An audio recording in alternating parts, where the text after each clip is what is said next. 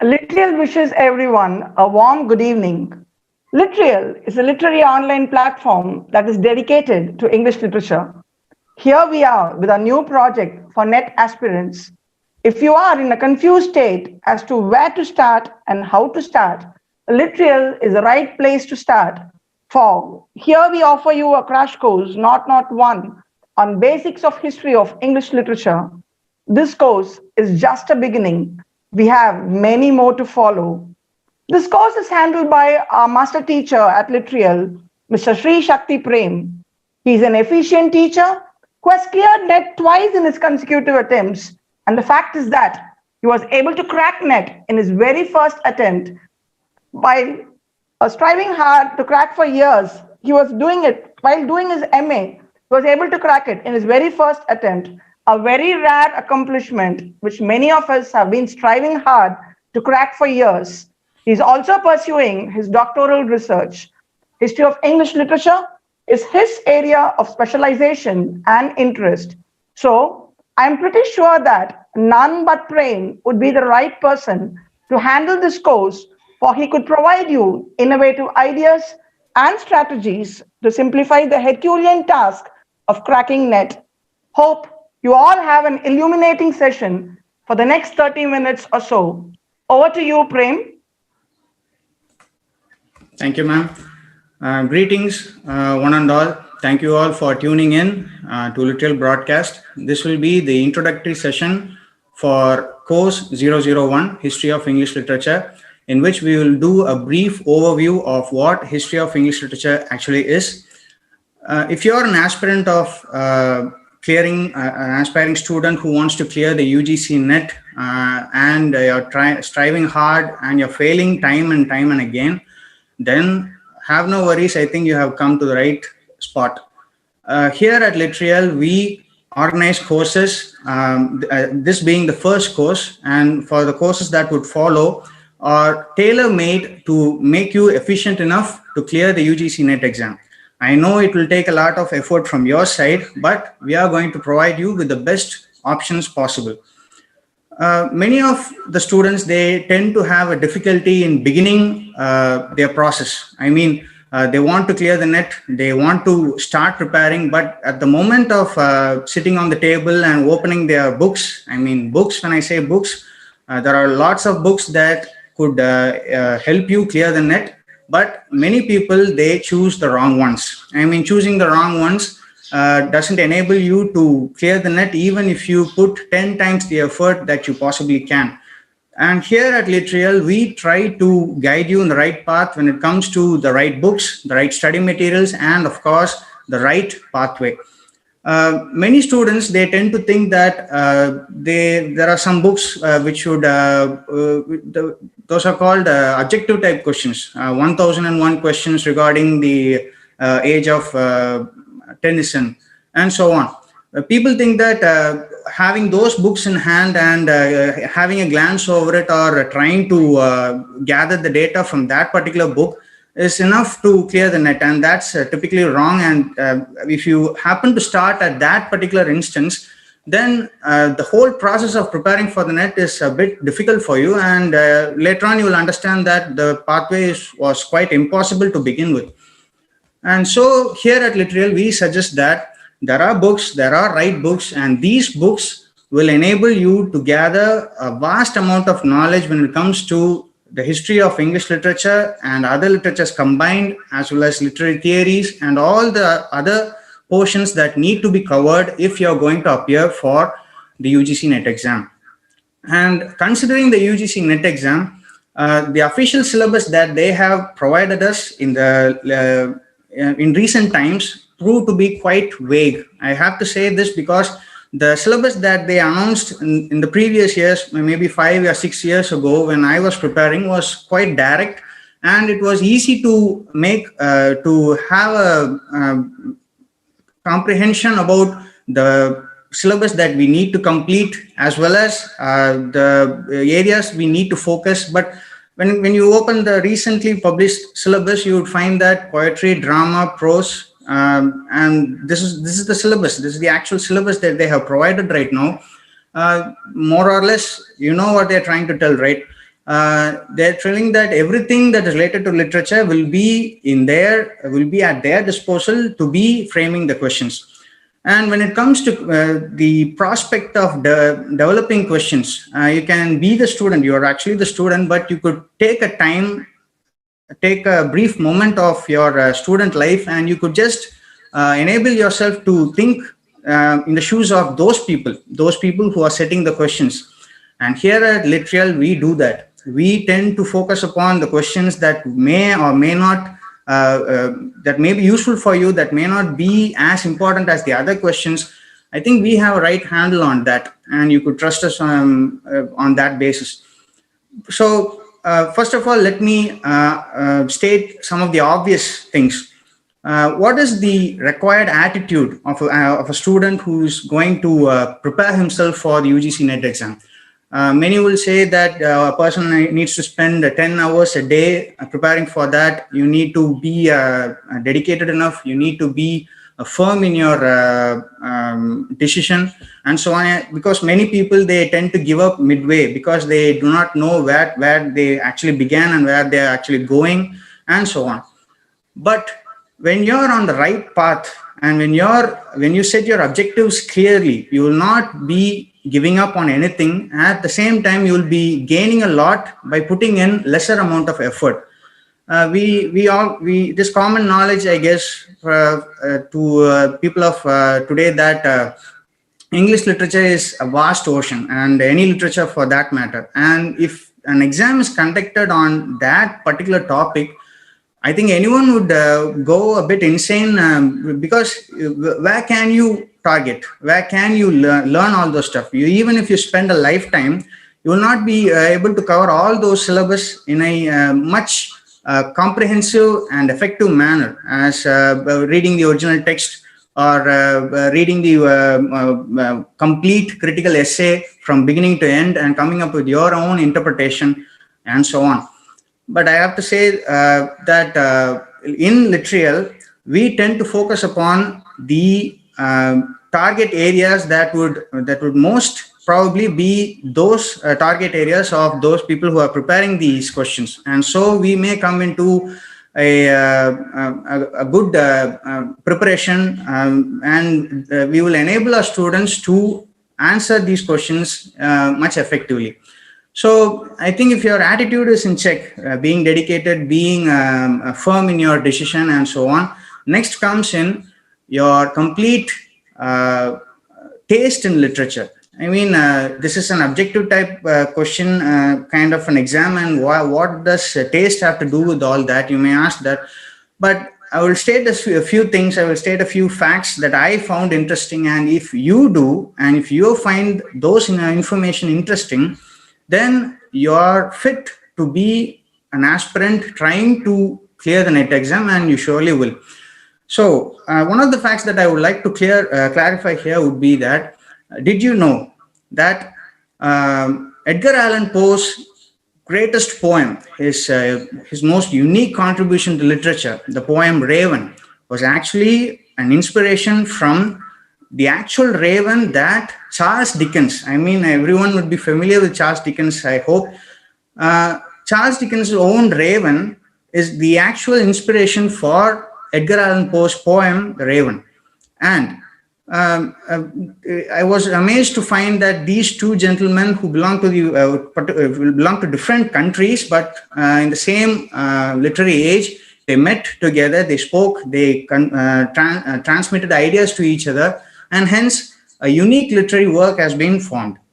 And again, another example would be that I think everyone would have read Jane Eyre before they have completed their post-graduation, or even in their post-graduation, and no person who has a degree in English literature doesn't have knowledge about Jane Eyre. I mean, Charlotte Bronte was one of the greatest writers to come in that period, and I was shocked to find that when Charlotte Bronte wrote a letter to the poet laureate of that generation, Robert Southey, he replied that, in the same letter, he replied that the place of a woman is in the kitchen rather than spending time in literature. And to imagine and get ourselves in the time machine and go back to that particular period and imagine how Charlotte Bronte would have taken that and how her success would have changed all the course of feminist writings, I think that's something to ponder upon. And another important fact would be that we all know that a person once wrote, a man's reach should exceed his grasp. Ah, but what a heavens for. I think Robert Browning's lines are some of the most quoted lines in the history of English literature, and especially his poems are so intriguing that they strive the human struck a chord in the human condition, and that's something that is undeniable. But that the very same person, Robert Browning, when he began his literary career as a dramatist, he failed miserably. And he took up something else. He took up poetry, and now we remember him, and through him we remember Victorian literature. And did you also know that Robert Browning takes a lot of lesser amount of time in writing his poems when compared to his rival Tennyson? Tennyson has this habit of drafting and redrafting his poems from time and again. But when Robert Browning sets his pen to paper, the moment he takes his pen away, you have a poem right in front of him. So if after having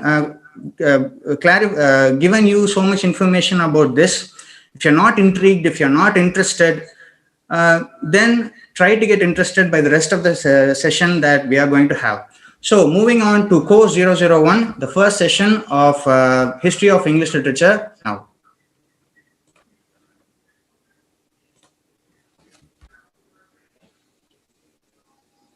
So as we have mentioned earlier, many students, they tend to struggle with this particular problem, where to start and how to proceed and how to see the end. And many people, they tend to prepare for the UGC NET exam, and they will go to the Old English period. And they will prepare for it so vigorously, and they would come to the Middle English period, and some way they will lose their inspiration or lose their interest, and they will just put it all away. Then when they when they try to prepare for the same examination, they would tend to go back to the Old English period, and again they will come to the Middle English period, and then they would go on an endless loop where they don't get to cross the Middle English period. So where should we actually start our preparation for the UGC NET exam?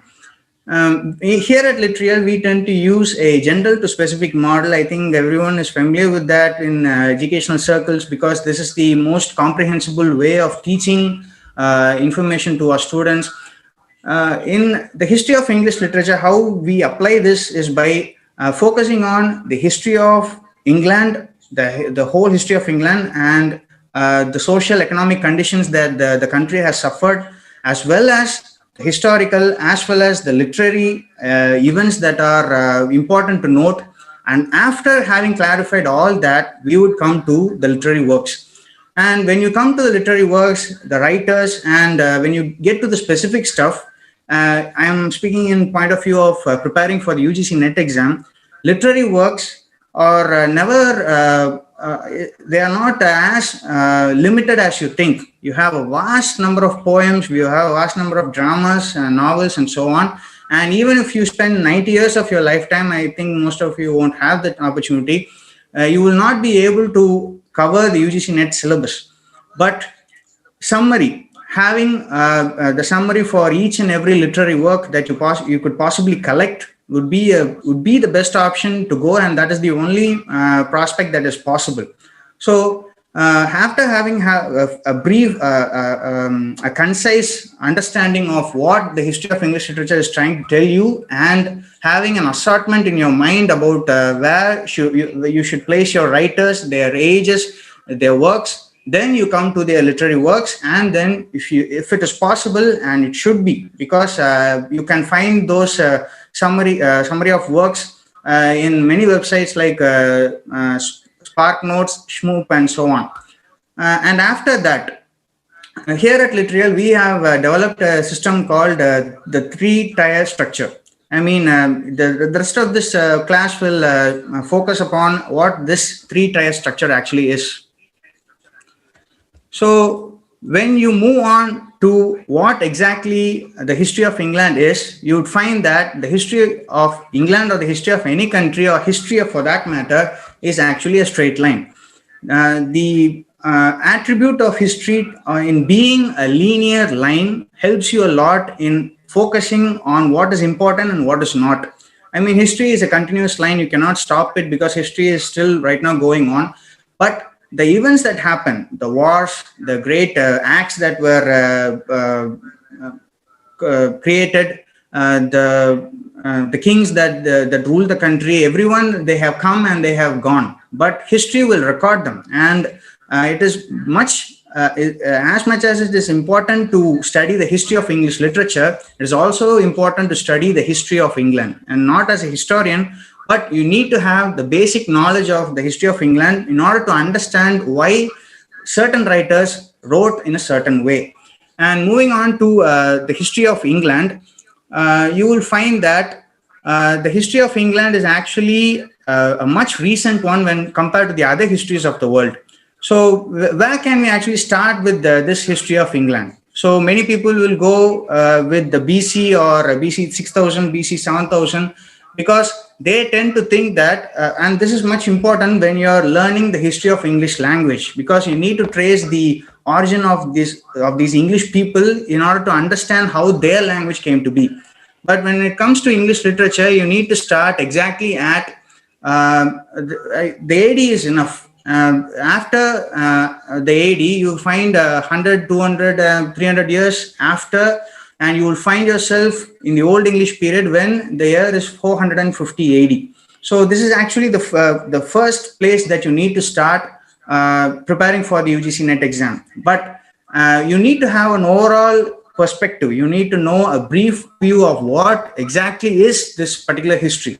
If you take an overall view about the history of England, and if you see this particular slide before you, you will find that the history of England is not such a big deal, because if you look at it, we begin the history at 450 AD and we come to 1000 AD, and then and up to that point you find not that large amounts of literary works. And then you come to the 1400s and 1500s, and then you will find some literary activity going on. You will find some prominent writers, and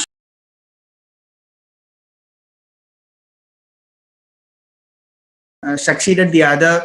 The countries those countries were conquered, and so on. And nothing major, the major social events will not occur after the 1000 AD. And when we look at this particular picture, you will find that what we are trying to do here is we are going from 1400 400 AD, and we are going back. We are going forward towards the present century. And looking at it from this perspective, you will find that there's not that much of a time that we should cover. I mean, given the whole history of the world, this particular history is a bit small when compared to other histories of the world and compared to the history of the actual world and how we came to be. So we begin at 400 AD and we move on to the 1600s and 1700s, and we end up in the current century. And this particular red line that we use to denote the history in LITREAL is a continuous process that you find in every aspect of learning history of English literature. And this golden line, we used it to denote the monarchs that conquered the land from from the time that England came to be as a nation or as a land.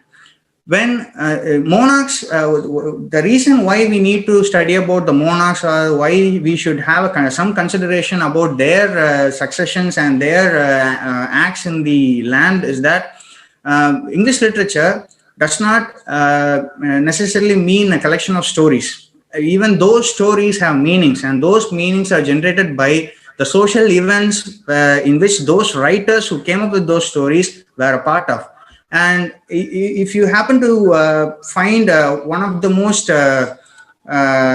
celebrated works in English literature, the Canterbury Tales. And I think if you know how the Canterbury Tales came to be, you would say that a group of pilgrims went to visit Saint Thomas Becket's church, and how Thomas Becket's tomb was found there, and what was the reason that Thomas Becket was hailed so high is because of the king that he had a friendship with, and the friendship that the king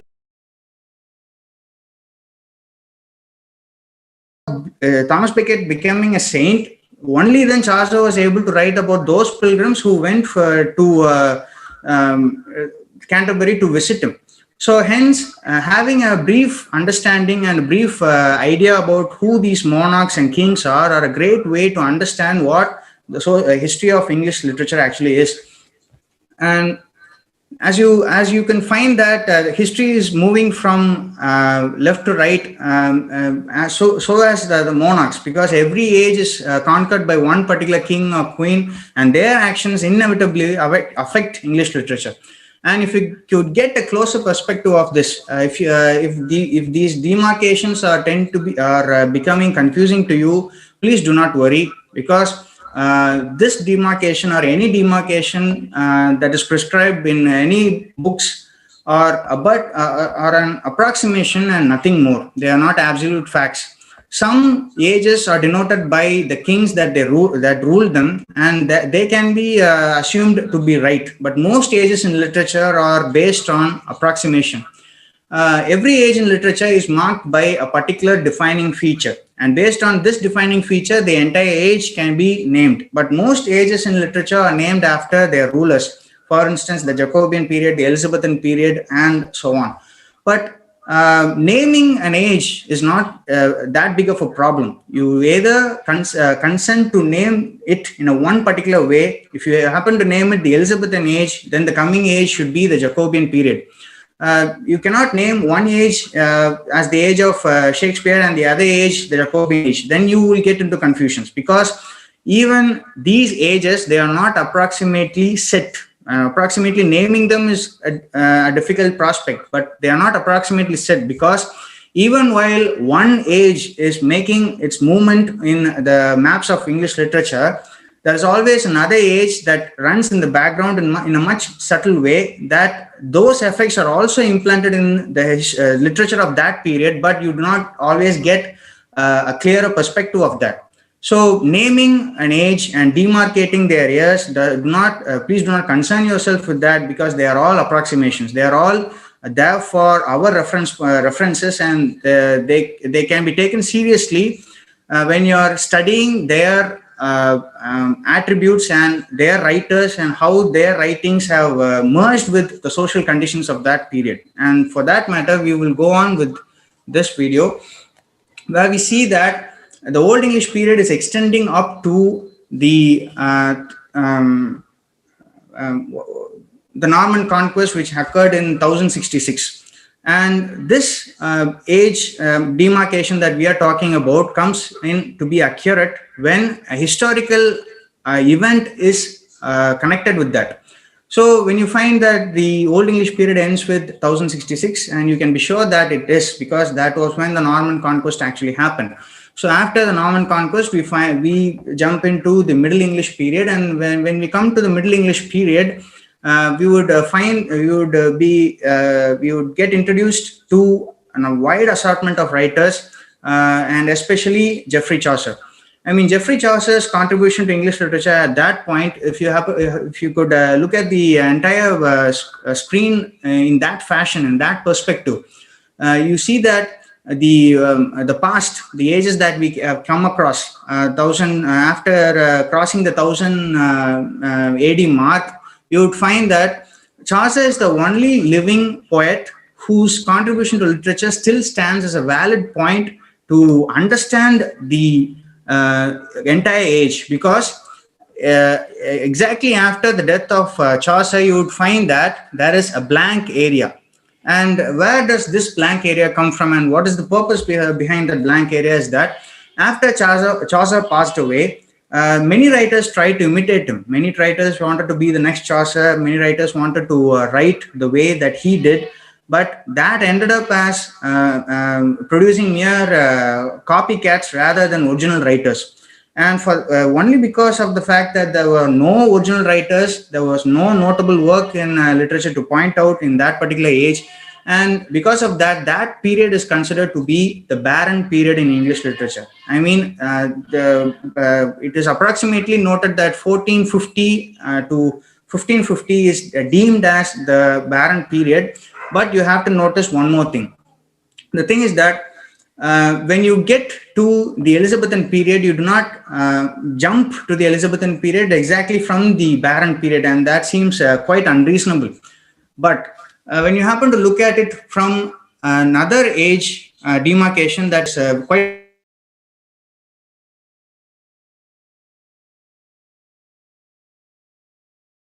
Renaissance.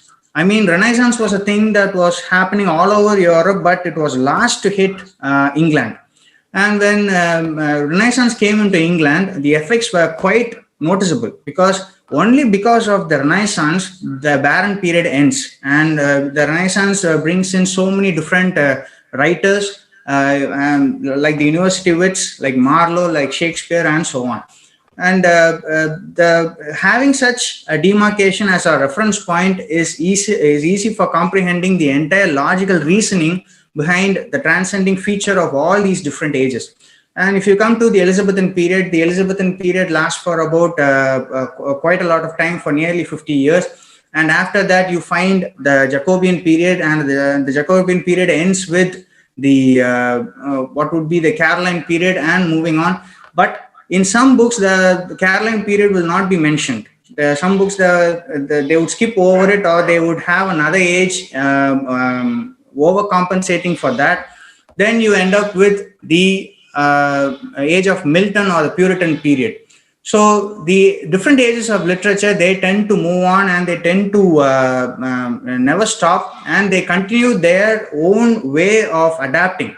So if you happen to look at the entire picture here, you will find that literature moves from one place to the other, and they will completely change in terms of themes, in terms of ideologies, in terms of the plot structure, and so on.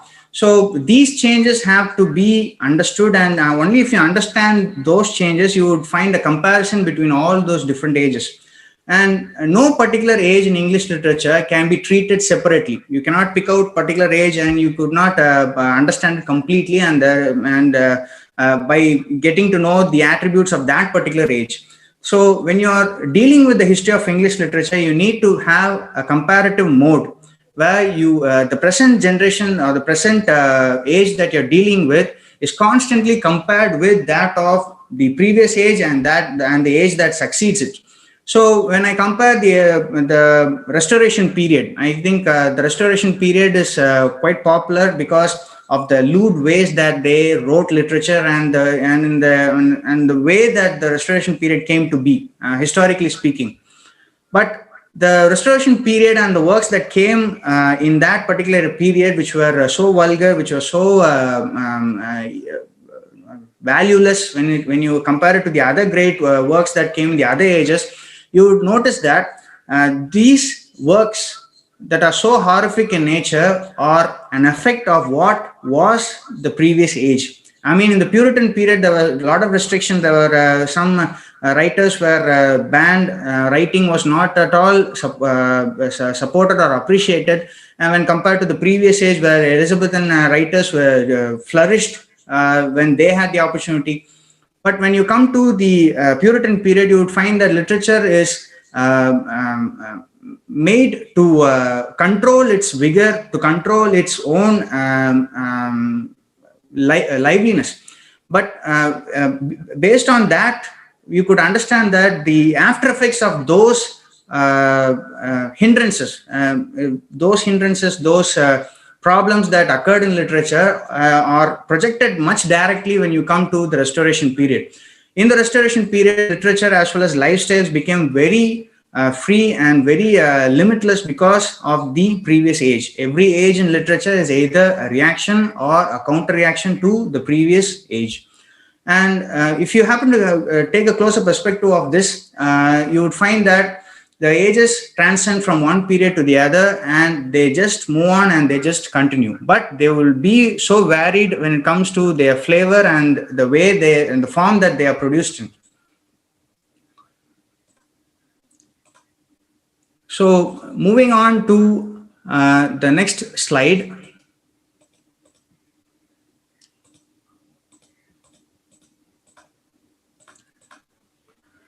You would understand that these demarcations are quite useful when you're making a comparative study of all the ages that came, putting it against the three main literary forms: poetry, drama, and prose. And when you take a look at this particular graph, I do not mean to be degrading towards any age in literature, but this is purely subjective, and it's highly suggested that you too should have your own subjective opinion on the various trends of the ages that we are going to study. Because in my perspective, if you could happen to see this graph, you cannot say that poetry did not exist before the time when anonymous writers having no names to their poems wrote poems. You cannot say that that was the exact place where poetry began. But based on historical evidences, you could suggest that when those poems were found as manuscripts, you could just date it to them. But poetry was always in motion when England developed a language of its own. By the poetry of that time was completely verbal; it was not written. And based on that aspect, you could see that the history of English poetry begins with the Old English period, with the help of anonymous writers who had no names to their poems. And based on that, writers from the form actually takes off. As you could see this picture here, the form actually takes off, and the graph is going in a good pace. And where it is, if you could happen to see where it is leading towards, you would find that it would point to Geoffrey Chaucer. Because without Chaucer, there is no English poetry, and definitely there is no English language. But right after Chaucer, you could see that the graph is going way down because of what I had previously mentioned, the Barren period. So the Barren period did have some poetry. I will not say that it didn't have any poetry in it. Some Scottish poets, they imitated Chaucer, but it was not a fruitful endeavor. So we have to deem it that the scope of poetry or the range of poetry in that particular age came down. And then moving on, you would find that the graph is taking another rise. There is some kind of rejuvenation when it comes to the format of poetry. You would find that the graph is again going up when you reach the Elizabethan period. Though Shakespeare was a great poet, he was also a phenomenal poet, as you could see it due to his sonnets. When you find that the Elizabethan period consisted of so many great poets, including Spenser, whose epithalamion is of great importance to English literature as well as England. And you could find that the graph of poetry is steadily increasing, and it has reached its zenith when it comes to the Elizabethan period. And after the Elizabethan period, you could find that poetry is finding its way. It's making itself stable. And after Shakespeare or after the Elizabethan age, there was not much of a hype for poetry with regard to content. But the form of poetry was constantly practiced by the great writers that came after them. For instance, you have you have Milton, then you have Dryden, then you have Pope. So these three writers made sure that poetry had a stable development. If you could see that this orange demarcation is actually the Augustan age, where Pope ruled the poetry world. And before that, poetry was taking its form by the writers like John Milton and Dryden. And when it came to Pope, it was reaching its full form. Many would say that the golden age of poetry would be the Augustan age, only in perspective of its form rather than its content. So after the Augustan period, you could see that poetry was leaning towards a rock bottom, because you would find that in the Augustan period, writers wrote for purposes that were other than artistic. Because when you come to the Augustan period, the whole aspect of writing became political. And if you happen to pick out any poem from the Augustan age, you would find that it is filled with a lot of allusions and references to other political parties, other individuals who belong to those parties. And if you happen to read it now, you will not find any context in that, and you will find it simply unreasonable, and you will not enjoy it any more than you enjoy a newspaper that you find 100 years from 100 years ago. So poetry was leaning towards, when I'm speaking in aspect of content, though the form was exquisite, though the form was so beautiful, the content was so lacking. It had no liveliness. It was not able to stir up people's emotions, and it was going towards a very mechanical way of presenting itself to human beings.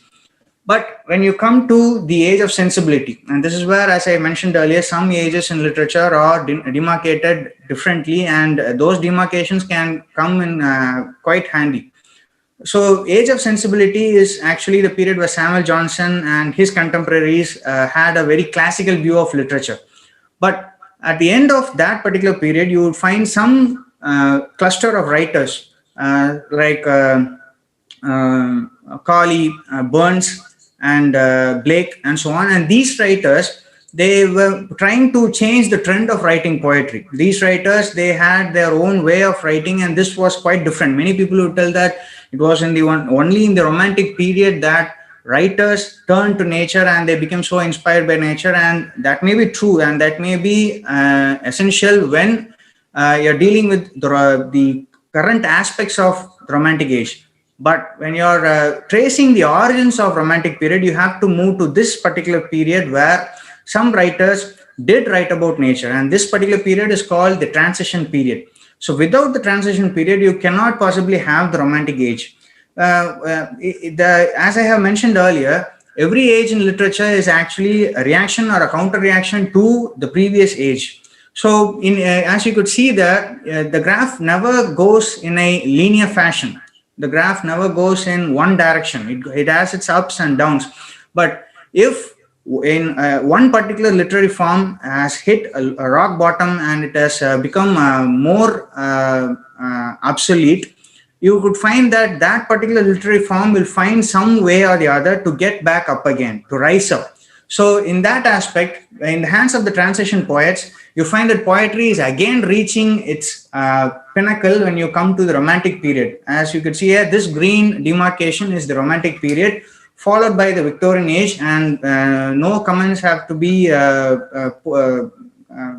about the poets of the Victorian period, because you had so many great ones like Tennyson, Browning, Arnold, and so on. So from that point on, poetry has not seen much of a downfall. It has had a steady rise. And moving on to the previous century, the 20th century, you find that poetry still has a value in our generation as well as the postmodern era. So poetry has a way of making itself prominent when compared to the other literary forms. So as you could see here, poetry is having a steady growth, a healthy growth, and it's still sustaining in our contemporary society as well. So now we go to drama. So drama has always been a recent, comparatively, compared to poetry, drama is quite recent when it actually came to England. But drama has its origins even in Greek literature. But when England started to practice performing dramas, they started by doing what they started it as a religious activity. Many stories regarding God were enacted as plays inside the church, and then there came the mystery plays, the miracle plays, and so on. And even though the mystery and morality plays were performed, they were performed inside the confines of the churchyard and not anywhere else. Only when when that art form picked up and it was began traveling on the streets, then it started developing itself into a particular literary form. So as I have mentioned earlier, you cannot trace the gap or the diffusion that has occurred in the period that succeeds Chaucer's death, the Barren period, with that of the sudden hype in literature in the Elizabethan period. You would find that the drama of that particular period was finding itself in terms of original stories or stories that were not related to morality or God.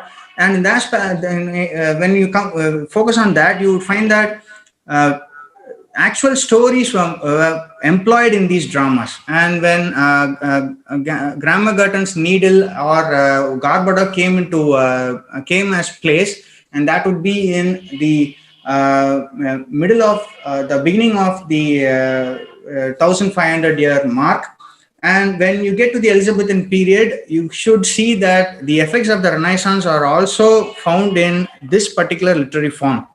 So without Renaissance, universities would not have taught Greek and Latin, and without Greek and Latin, we would not have come up with stories that are so interesting than what they had already practiced, and that means the morality plays and the mystery plays.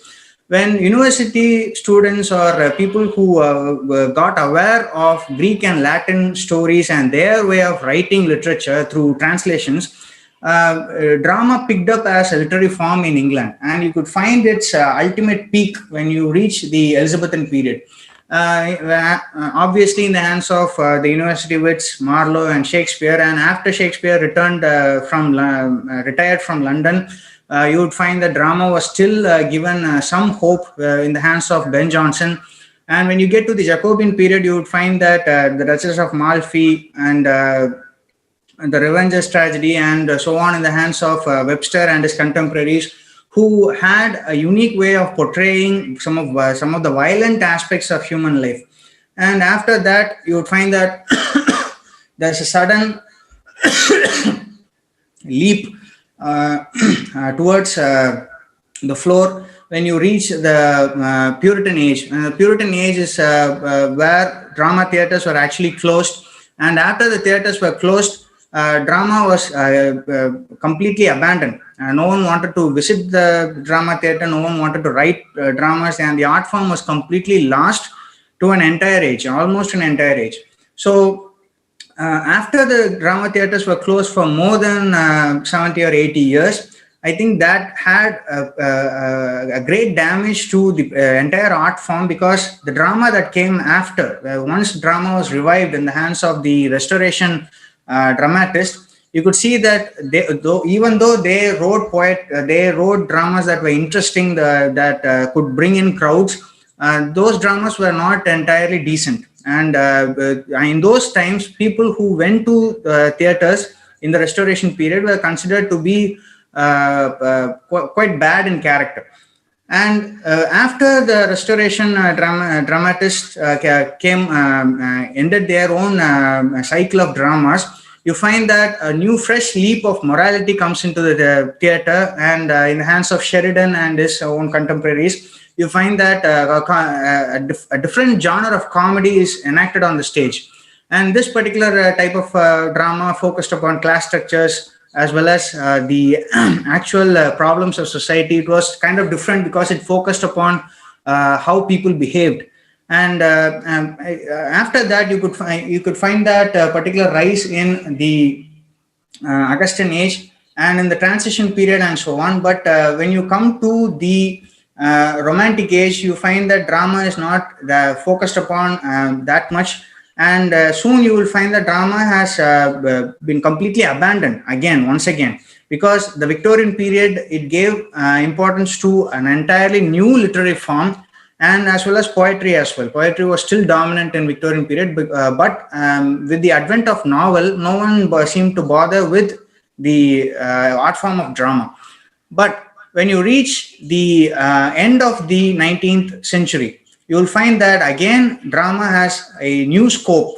Drama has a new set of audience because of the Irish poets, and with their inventions and their own way of dramas, you could see that drama actually flourished in the 20th century. You have so many different dramatists who completely changed the entire art form of dialogue, of action, stage direction, and entirely you could find the dramas of the postmodern era, which was completely different, which really redefined the art form and so on.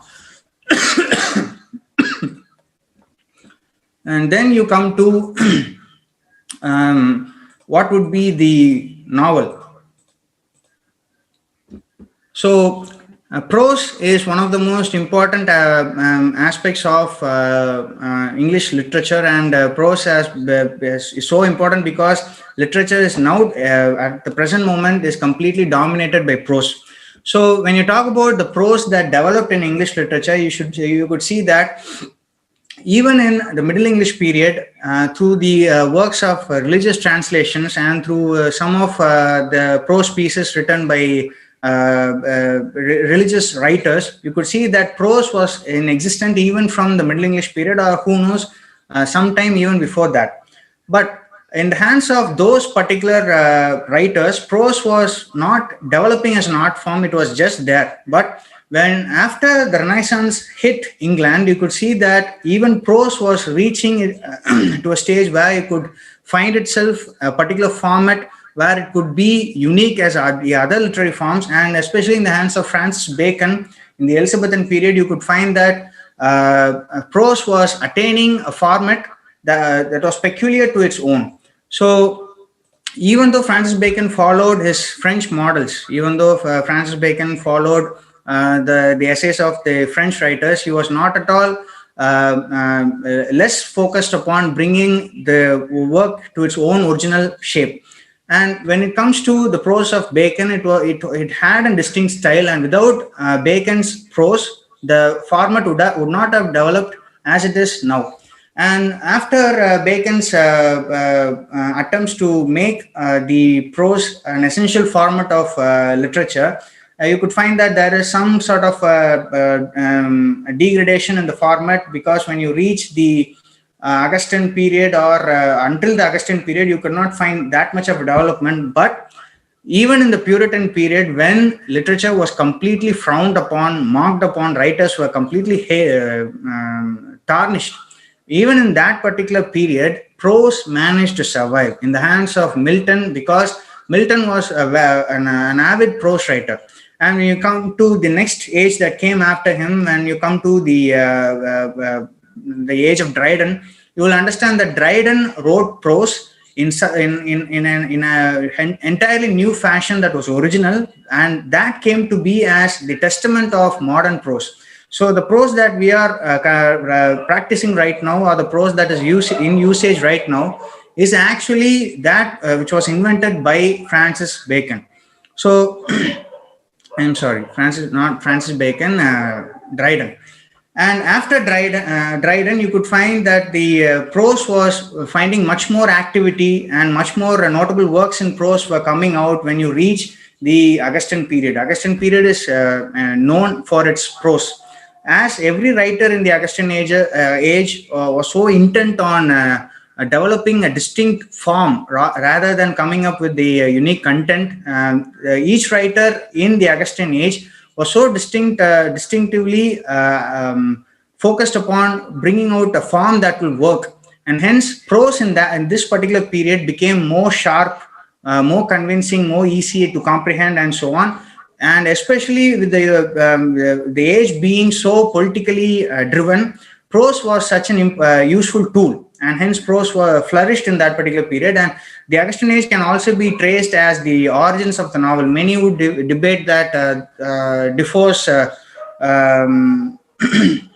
novel or Swift's novel is not considered as the first novel. It's not actually a novel. Pamela or other novels that came after only those novels had the structure of the novel. Many would say that, but if you happen to judge it based on its novelty, and that is how the entire name came to be, if you could find a prose that could tell a tale, in those times, A poem could tell you a story, a drama could get weave you a story, but it was quite different to understand that even a prose piece could come up with a story that would be interesting, because even in prose you cannot be so focused upon using enigmatic language or flowery structures. But these writers who came in the Augustan period, notably Swift and Daniel Defoe, they introduced a genre. They introduced a format. We cannot deem it as the novel, but there was a format in prose which was able to convey a story, and that story was particularly very interesting. And the Augustan age, I think, set fire to what would be the modern age novel. And as you could see, prose developed as both as a novel and as a piece of critical writing, and criticism also flourished. But when you see the graph that the novel has enjoyed, you would find that even to the present day, the most dominating literary form would be the novel. So apart from all the other literary forms, you would find that the novel seems to, the prose seems to have enjoyed a much steadier growth. It does not have any recession. It only moves forward, and it has developed into a complete literary form. So taking this into an overall perspective, if you're having this particular view, you would find that the Renaissance helped shaping literature when Chaucer left it abandoned. So when Renaissance hit England, you would find that all the three literary forms were severely affected, and they were beginning to take shape only because of the Renaissance. And in every aspect of literature, you would find that it moves in a linear fashion. It moves from yesterday, today, and tomorrow, and it goes through a series of changes, and these changes should be observed if you are going to focus upon the history of English literature. So if you happen to take, this is exactly what we spoke about in the beginning of this class, the general to specific model of conveying information. We saw where history of English literature actually began in the 450th AD. Then we saw that it would continue up to the 21st century, and you have seen an overall view of how the age extends before you. And after that, we can afford to take out a particular century. And here for this demonstrative class, I have taken what would be the 18th century. And the 18th century is known for many different things, though it is not as exciting as the other literary areas. This particular century is known for its peace and tranquility, because most of the civil wars that were dominating England at that period came to an end. No civil wars were occurring, and hence peace was retained. Religious fervor was a bit borderline as humanitarian movements took place, and hence this age could be considered as a more reasonable age, a more cultured age when compared to other ages in literature. So we have divided this into 10 decades, moving on from 1700 to the 1800. And even this particular century, you could find that three different ages of literature have developed themselves. And as you could see here, you would find that the first age, the Augustan age, begins in 1700 and it extends to 1745. Then you will have the age of sensibility, or what I would like to call the age of transition. Then you will have the Romantic age. So three different ages can be confined into one particular century. And every literary age finds itself difficult for comprehension when the demarcations are referred to differently in different books. But here we can go with the century-wise distinction, because we can understand that each age or each century has to be defined based on the century. So we have three different modes of reference. I think this is the three-tier structure that I was talking about. Every age of literature has a monarch, every age has its own distinct historical events. Every age has its own behavior of social and political interaction, and especially the formats of writing, literary forms, and so on. So having all these three models into consideration, the three-tier structure proves beneficial when you're trying to have an overall perspective of what the history of English literature actually is. And moving on to the this particular period that we are going to deal with now, the Augustan period, you would find that the Augustan period has extends from 1700 to 1745, and it spans for about 45 years approximately. And the reason why this demarcation is given is that some books refer to the year 1745 as the end of the Augustan period, because this is where the great and prominent writers of the age like Swift and Pope passed away, and hence the age has been confined to that particular demarcative year. And even in this particular short span of time, you could find that there are three different monarchs trying to reach the end of this particular age. So you would find that Anne, George I, George II, each have their own course of reigning over this particular period in English literature. So Queen Anne came to the throne in 1702. Then she, after that, she was succeeded by George I in 1714. Then there was George II in 1727. This period is also known for the so many different socio-political changes that drastically changed and affected literature also.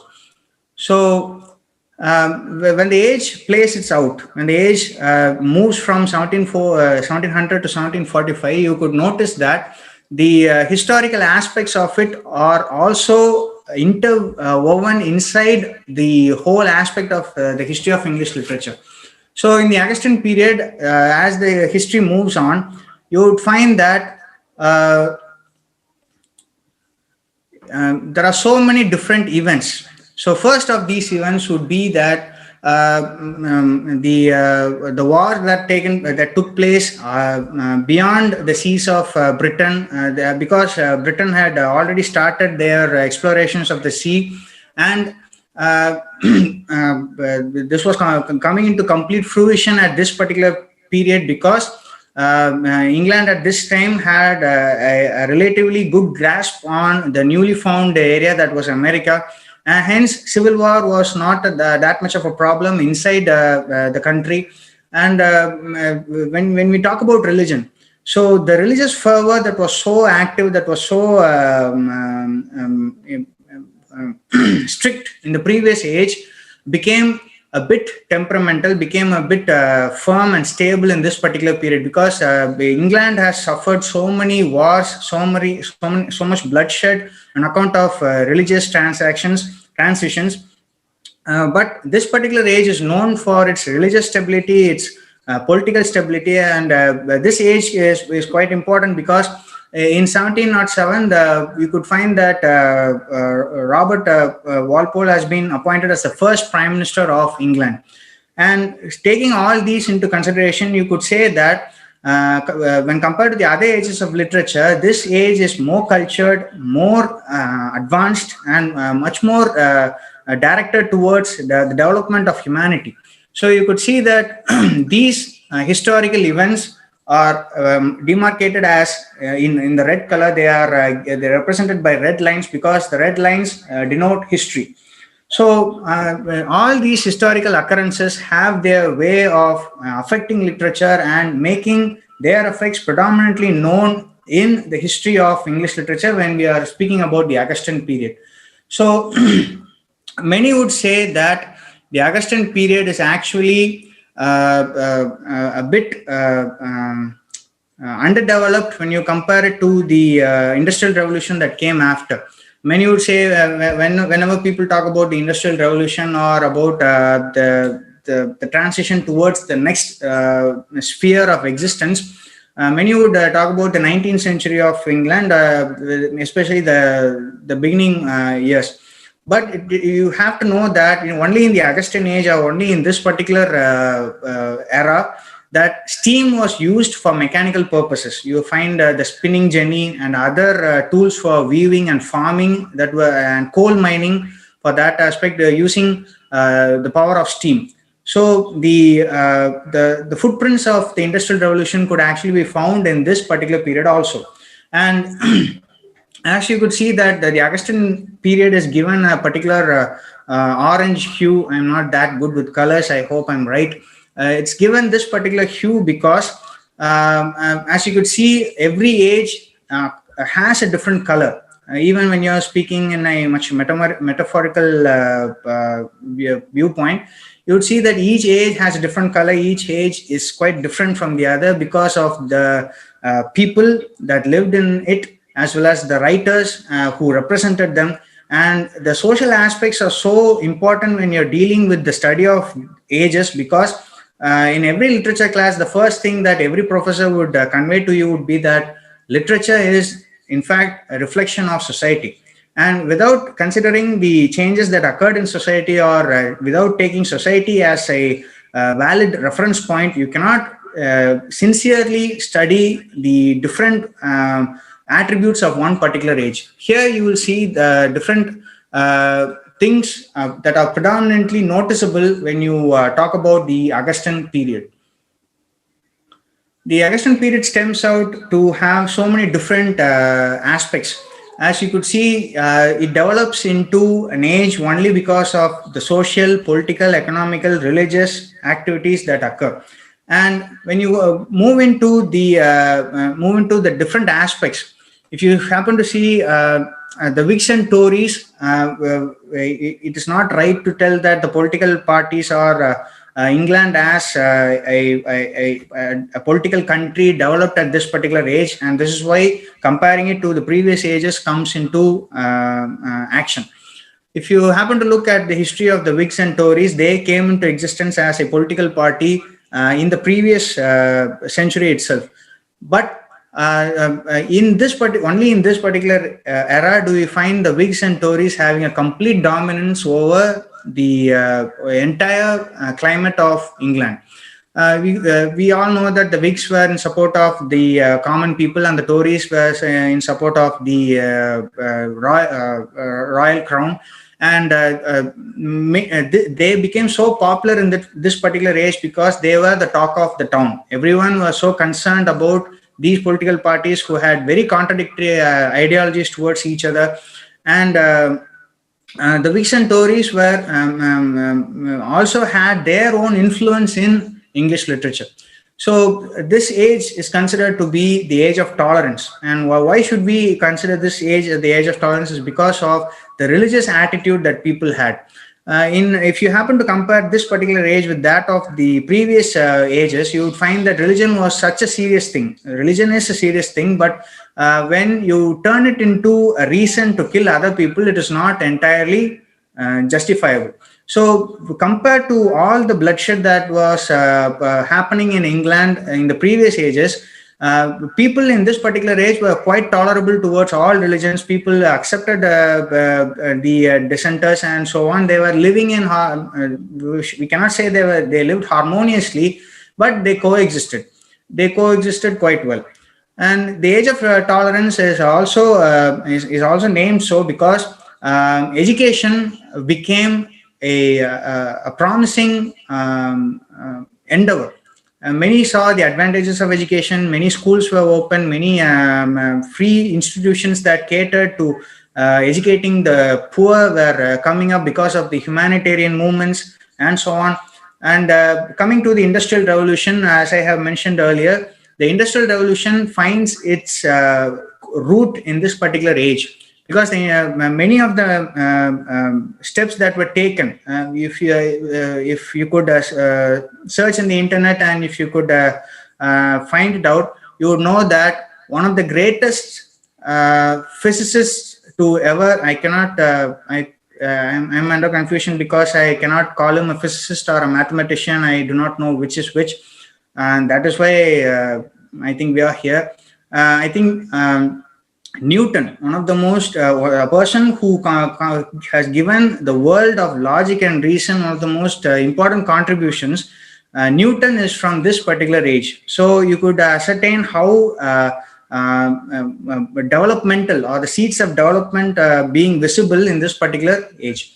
And moving on to the other aspects, you would find that many other aspects, including the Methodist movement, was initiated in this particular period. The Methodist movement included the Wesley brothers and their way of living that changed an entire community of people. And when it comes to publishing houses, publishing houses came into existence in this particular era.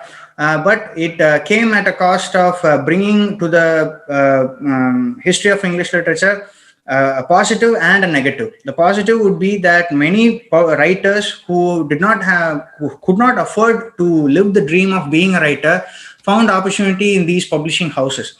And the second thing, the negative aspect about this would be the creation of Grub Street. And any literary enthusiast would know that Grub Street is actually where many counterfeit writings took place. Many hack writers, ghost writers thrived in this particular area. And one of the most noticeable people who came out of Grub Street would be Oliver Goldsmith.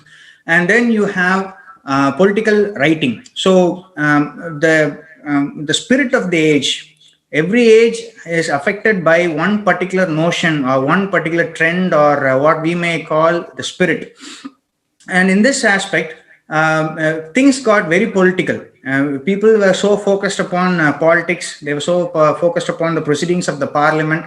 The invention of the culture, the newly found culture that these people were enjoying, despite the class differences, enabled them to focus entirely upon political writing. So, in this particular age, you would find that many writers were treated with so much respect and care, because writers in this particular period were treated as tools.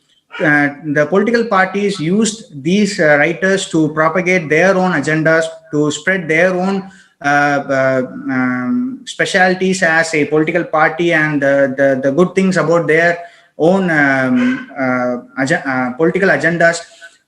They wanted to use writers for making them look good. And writers also in this particular period did not focus upon the human condition.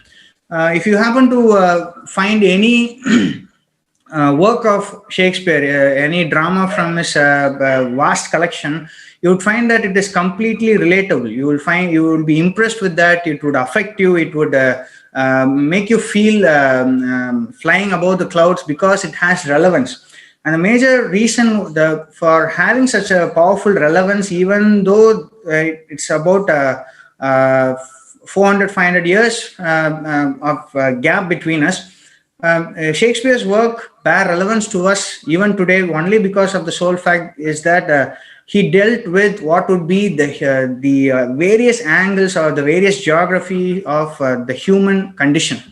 Here, the basic reason that the age is considered to be a bit lacking in its fervor and its literary output is that it completely lacked human condition. Any poem in this particular period was filled with so much religious allusions, so many attacks, so many controversial points that were dealt with in a subtle way. And if you happen to read a poem from that era, you would find that they have absolutely no relevance to the particular era, because you're not that efficient in the social political conditions of that particular period. And hence, political writing or writing in general was completely motivated by the politics of that particular period. And then you have the development of the coffee houses. These coffee houses were the cultural hub where people from all classes of society mingled and they shared their viewpoints.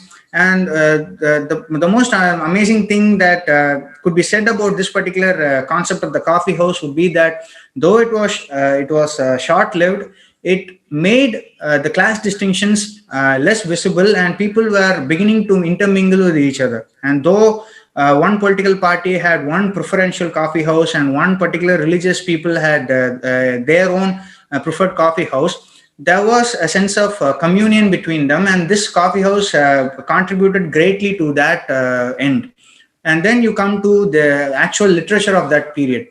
Satire was the most commonly used format because satire helped writers to attack other writers, to put things in a much subtle way, which would later cost them their life. And satire was more used even since the days of Dryden, because and that effect, satire eventually lost its flavor with the people. And if you happen to look at all those bulk poems that came in that particular area that were satires, you could only find a handful of them that are actually worth reading. Next, you will find the heroic couplet replacing the much used, the much preferred blank verse. Heroic couplet became the the format to use. As I mentioned earlier, the people of the Augustan period were so focused upon developing a literary form rather than content, a literary form that was so unique that it paralleled with the Augustan age of Roman literature, where literature actually flourished. But you cannot actually say that literature of the Augustan age flourished.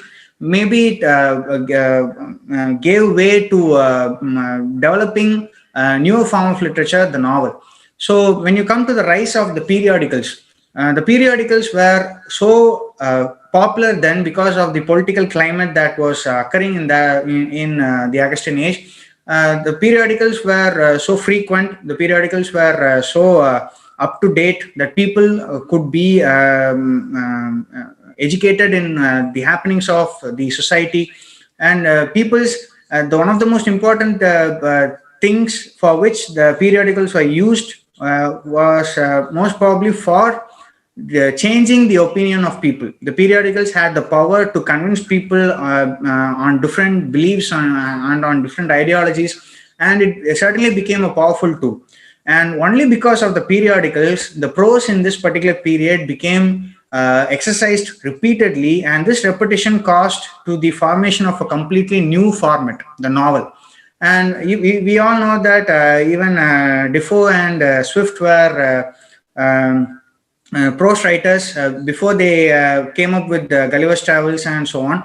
But this constant practice, when you're when an age filled with popularity for prose, you would find that no drama of notable nature has come into existence in this particular period, and the dramas that did come in this period were not spoken about or not critically studied or worth being critically studied. And the prose of this period evolved itself because of the constant practice it underwent in the format of periodicals and other such pamphlets. And coming to the next aspect of our closing in into the actual age, we will find that these are the various reasons that make this particular period what it is. It gives this particular period its own hue. And you would find that this overarching line of history that stems from 1700 to 1745 has its own list of writers. So when you come to this particular place, we are going into a much specific area where we are going to deal with all these different writers, where you find Pope, Gay, Garth, Finch, Phillips, you find Defoe, Swift, Arbuthnot, and so many different writers. But many people tend to focus upon the writers who are predominantly talked about in with regard to that particular age. I think though it's a good idea to have to cover a particular writer completely with regard to all his works, it's also important to focus your attention upon the minor writers, because minor writers are those areas where the UGC people, I do not mean to direct anyone, the people who are framing those questions, who are in fact doing a great job making sure that no person clears the NET exam that easily. Those people tend to focus upon those writers who are not talked about. Some writers who has only one notable work, even those writers can be taken as and can be taken as a particular example or a particular area where questions may come up. And if you could see this particular line, you will see that not every writer falls into the same timeline. All writers have their different timelines, and in Litreal, we tend to focus upon the actual dates where the works of these writers were published rather than the birth and death of those writers. Because when you focus your timeline based on the publication of works, you tend to have a firmer grasp on their literary activity. Because if you happen to find that many people, they have a confusion. Was Hamlet and was the other three great tragedies apart from Hamlet, like Othello, Macbeth, and the other one I really can't seem to remember right now. These other great tragedies, many people tend to doubt whether they were actually a part of the Elizabethan period, because if you could find the actual dates in which they were actually performed, you would find that Elizabethan period comes to an end in most books around 1601, and all these other tragedies, they came after this period. So we cannot rightly deem literary works or frame a timeline based on the death of a writer or a birth of a writer or a particular reign of a king. It's best to use the years of publication that the writer went through in order to calculate his timeline. So in this aspect, you could find that Pope has had a relatively flourishing career as a writer, because as you could see, you would find that he began his pastorals in 1709. His essay on criticism, which was a critical work, a critical work that defines the entire age. And then you have the Rape of the Lock, and other critical work that defines the ideologies, the notions of these people who are so concerned with the appearances and class structures and so on. And if you happen to take a look at all his writings, he has also written a couple of dramas. Also, he has made some translations. He has tried his hand in almost every format that was available to him in that particular age. So only when you set it against such a timeline and make a comprehensive overview of this particular aspect, you will understand that this is actually the timeline of Pope's literary career. So this is it. This is actually how you can study the Augustan age and its different writers. See how we have moved from the general and we have come to the very specific details of the writer's own works. And only from this aspect, if you have a good handle and on all those things that we have talked about right now, if you happen to take a look at all these different works and find their summary and read it out, you will have a much better reason to enjoy it as well as remember it. And you could see that some of his best works comes from his later part of his career, when he has written the Dunciad and the Elegy on Man, Epistle to Dr. Arbuthnot. All these writings come from the later part of his writing. So when you have set it against a timeline, which is so focused upon one particular age of literature, you could have a much firmer grasp on the whole age. And this is how we at Litreal are going to go through with the courses that are going to be handled in English Literature, History of English Literature, Course 001. Welcome to Course 001, History of English Literature. Thank you.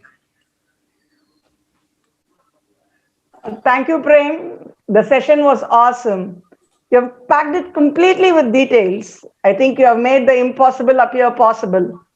I hope the session provided you all the details that you were looking for. Having attended the first session, if you are contented, just register using the registration link and Google Pay rupees 250 for this 10-day crash course using the link and number given in the description box. While GPaying, do not forget to add your name and WhatsApp number. The last date for fee payment is 26 December 2020. Do it at the earliest, for only 97 seats are available. When the payment procedure is complete, you will be added to a WhatsApp group where all the details regarding the crash course will be updated. The classes will commence from 27th December on alternate days at 6 p.m. for an hour. For those who are yet to decide regarding joining the course, you have not wasted your time definitely. You have reached the right platform, Literal Broadcast. Literal Broadcast is a place where you receive everything related to literature totally free of cost. Literal Broadcast is a channel dedicated to English literature with various interesting segments. Our expert library is a segment that brings in intellectual lectures from international subject experts. You have intellects giving an elaborate talk on this area of specialization in literature. The next interesting segment is Essential Reads that brings in a live interview with high-profile writers whose works may provide you stuff for your research in future. And Litgraphy is an interesting segment where you find all the information, mostly unknown rare facts about great literary writers and their contribution to literature. Finally, if you are a crazy literary enthusiast, almost every day you can find a minute video on literature designed with effort to be set as your WhatsApp status.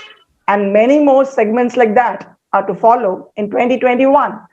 Finally, to get the latest updates of all our endeavors, subscribe to our literary channel, Literal Broadcast. For those who spared your valuable time to join us on this fine evening here, we do present our New Year gift. What else could it be from a perfect literary platform? Yeah, you guessed it right. We have given you the PDFs of the 2 rare volumes of David Deutsch's A Critical History of English Literature. Start your preparation right now. Stay connected with Literal and enjoy literature. Thank you.